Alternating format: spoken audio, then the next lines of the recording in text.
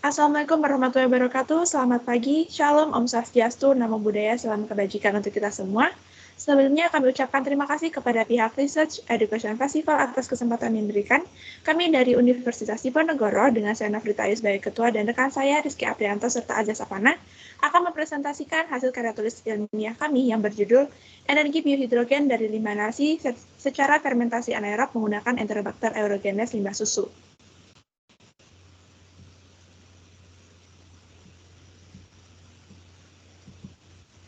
Berikut merupakan bahasan karya tulis ilmiah kami yang terdiri dari latar belakang, tujuan penelitian, tujuan pustaka, metode penelitian, hasil, dan terakhir kesimpulan.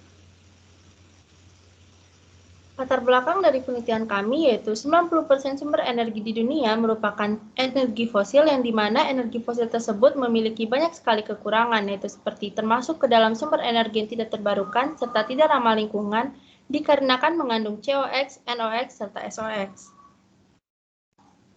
Oleh karena itu, kami memiliki solusi untuk mengganti sumber energi yang tidak terbarukan tersebut menjadi biohidrogen, di mana biohidrogen memiliki kelebihan yaitu termasuk ke dalam sumber energi yang terbarukan serta ramah lingkungan.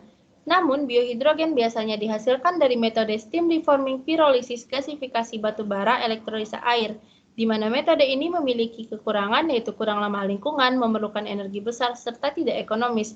Oleh karena itu, kami menggantinya menjadi metode fermentasi anaerob. Metode fermentasi anaerob tersebut membutuhkan hidrogen, di mana hidrogen diproduksi dari bahan baku yang memiliki kandungan air serta karbohidrat yang tinggi, melalui fermentasi anaerob dengan bakteri sebagai medianya, di mana air dan karbohidrat didapatkan dari limbah nasi yang mengandung karbohidrat sebanyak 40,6% dan air sebanyak 62%, serta medianya menggunakan Enterobacter aerogenes yang merupakan bakteri yang terdapat di dalam limbah susu yang dapat digunakan untuk membantu proses fermentasi. Rumusan masalah dari penelitian kami yaitu yang pertama, bagaimana limbah nasi dapat dimanfaatkan untuk menghasilkan biohidrogen melalui fermentasi dari limbah susu. Yang kedua, bagaimana biohidrogen dari limbah nasi dapat menjadi sumber energi alternatif bagi masyarakat. Lalu tujuan penelitian kami yaitu melakukan pengamatan mengenai potensi limbah nasi agar menghasilkan energi biohidrogen melalui fermentasi anaerob menggunakan Enterobacter aerogenes yang diperoleh dari limbah susu. Selanjutnya merupakan tujuan pustaka yang menjadi landasan teori penelitian kami. Yang pertama ada biohidrogen. Biohidrogen merupakan energi yang dihasilkan dengan proses biologi dari bahan-bahan terbarukan. Hidrogen sendiri memiliki berbagai kelebihan, salah satunya adalah energi. Memiliki energi yang cukup tinggi, tidak beracun, dan tingkat pembakaran yang tinggi. Selanjutnya ada limbah nasi. Berikut merupakan tabel data kandungan gizi dalam 100 gram nasi putih basi, di mana padan limbah nasi memiliki kandungan karbohidrat sebesar 40,6% dan kadar air 62%. Kandungan tersebut tergolong cukup tinggi sehingga sangat berpotensi untuk dijadikan bahan baku hidrogen. Selanjutnya ada fermentasi anaerob. Fermentasi ini merupakan proses penguraian kimiawi substrat organik oleh mikroorganisme atau bakteri menjadi etanol dan asam laktat tanpa adanya oksigen. Fermentasi ini memiliki beberapa keunggulan, salah satunya adalah tingkat produksi hidrogen yang cukup tinggi, ekonomis, dan memerlukan energi yang kecil.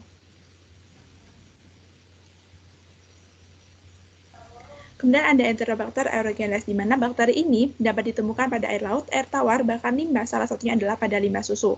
Bakteri ini mampu menjadi media yang cukup baik dalam proses fermentasi anaerob. Selanjutnya merupakan uji analisis BOD, COD, dan TSS yang digunakan sebagai uji tolak ukur limbah susu sisa proses biohidrogenasi.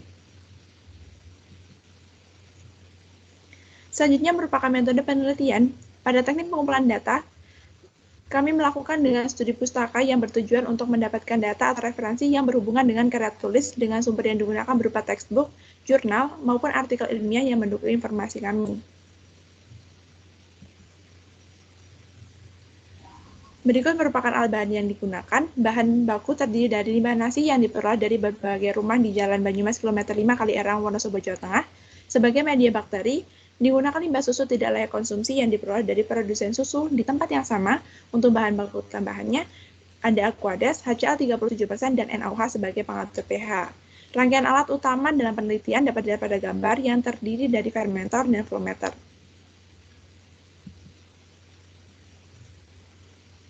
Berikut merupakan prosedur penelitian kami. Limbah nasi yang diperoleh dihaluskan menggunakan blender dan disimpan dalam kulkas pada suhu kurang lebih 4 derajat Celcius hingga siap untuk digunakan. Kemudian, limbah nasi tersebut dicampurkan dengan limbah susu dan aquades dengan perbandingan tertentu. Campuran tersebut kemudian dimasukkan ke dalam fermentor dengan pH awal diatur sesuai dengan kondisi yang diinginkan. Fermentasi anaerob dijalankan pada rentang waktu tertentu dan gas yang terbentuk diamati melalui flowmeter, kemudian komposisi gas hidrogen diukur menggunakan gas analyzer.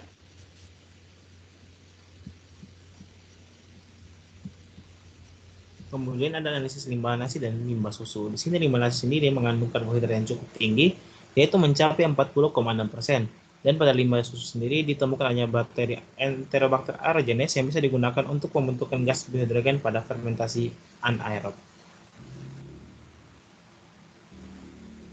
Selanjutnya, pencampuran limbah nasi, limbah susu, dan aquades.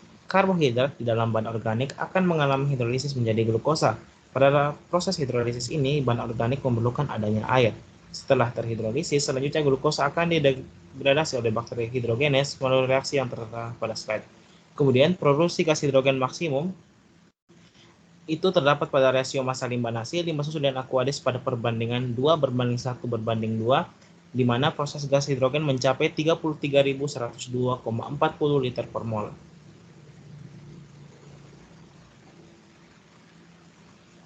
Hal ini sesuai dengan hasil penelitian yang dilakukan oleh Des Vaux pada tahun 2001 yang melaporkan bahwa yield hidrogen dan tingkat degradasi bahan organik akan bergantung dari jumlah bahan organik yang mula-mula tersedia.